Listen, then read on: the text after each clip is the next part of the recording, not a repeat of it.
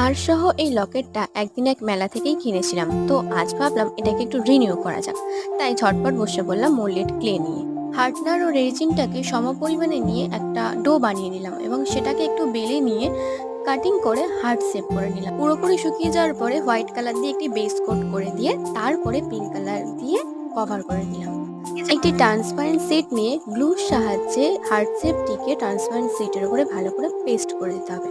চলো গাইস, এখন কাটিং করার time. Just cut cut and cut. সাইডে একটু জায়গা রেখেই কাটছি, কারণ সেখানে লাগাবো আমি স্টোনটাকেও আটার সাহায্যে ভালো করে পেস্ট করে দিতে হবে। তো ফাইনালি আমি নিয়ে নিয়েছি এবার লকেটটা।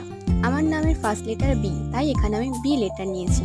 তোমাদের নামের ফার্স্ট লেটার কি কমেন্টে জানিও। আমার এই পেন্ডেন্টের আইডিয়াটি তোমাদের কেমন লাগলো? ক্রাফট রিলেটেড কেমন ভিডিও বানাবো আমাকে কমেন্টে জানাতে পারো। এটা ভালো লাগলে লাইক দিয়েছো। Thanks for watching.